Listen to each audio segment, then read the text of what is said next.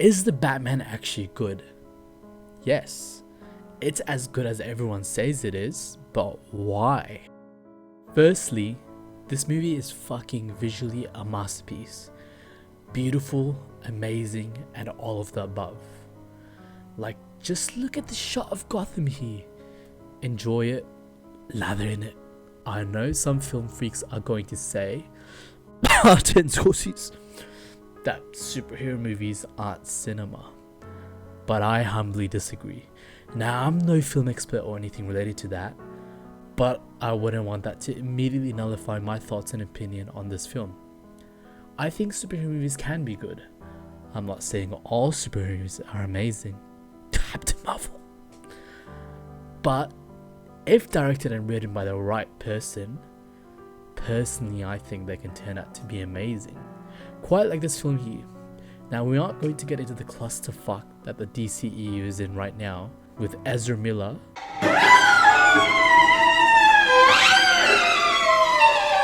single-handedly poking holes in the already mess of a sinking ship. Like, seriously, someone get this man out of Hawaii. Anyways, back to the topic at hand. Visually pleasing. There are many, if not all the shots in this film that are just shot in a way where it evokes emotion and at least some sort of meaning. Now, I know a few people thought this film did not keep it concise, and I agree to an extent, but who am I to argue against having more Batman? For the sake of arguing, they could have kept the film shorter and be just as great. But I am one of those people who don't mind at all. Now, I'm not dick riding Matt Reeves or anything, but I just enjoy his gritty and crime noir type of shots throughout this film, utilizing lighting, color, and focus to further evoke emotion and figuratively grab the audience's attention. I was sitting in the cinema with my dick bare hard in my hands, watching the Batmobile rile up its engine to a point where it's burning red. Anyways, the movie looks good. What more is there to say? The camera angles, the selectiveness of what to keep in focus, the color grading, the color palette, the lighting, everything. I want to physically inhale this movie if it were to come in cocaine form.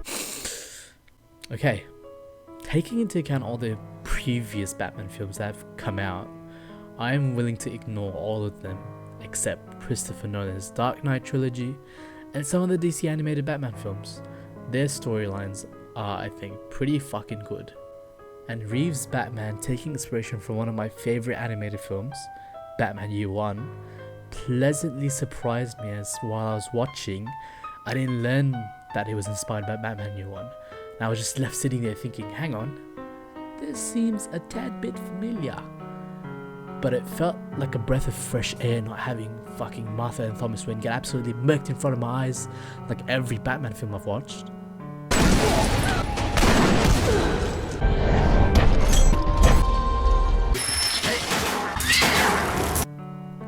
Furthermore, Jesus, I'm sounding like I'm writing a fucking high school essay. Furthermore, I think choosing the Riddler, who is depicted as a wacky villain spitting out riddles and getting slapped by Batman every few minutes, and turning him into a gritty, murderous Redditor / 4chan user was perfect. Batman has a large rogues gallery, and I think it wouldn't have made sense to just reuse Bane, the Joker, or other repetitive villains.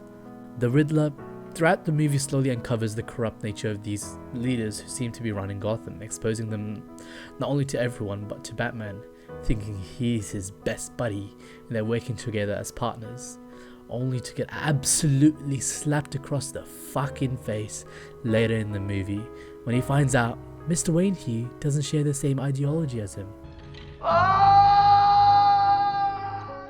After a brilliant cover Ave Maria,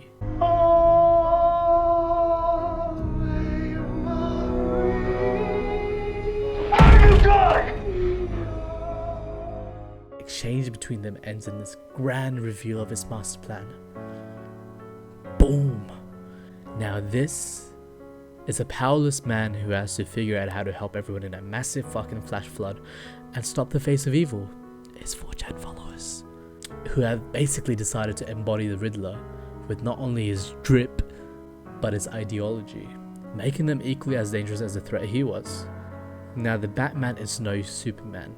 He can't fly and grab 20 people at a time out of drowning, but he sure can send a message. Now, I appreciate Reeves' freshly born Bat a little more physically naive.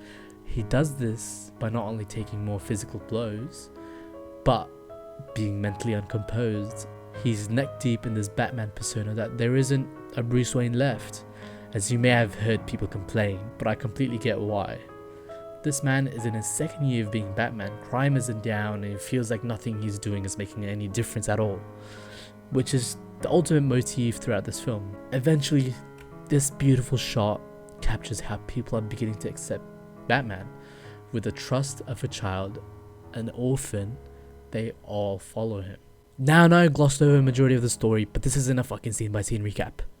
It's just what I retained from watching the movie. Now, you don't have to take the word of a random man on the internet posting his first video, but instead, go watch this 2 hours and 57 minutes and 2 seconds of the Batman.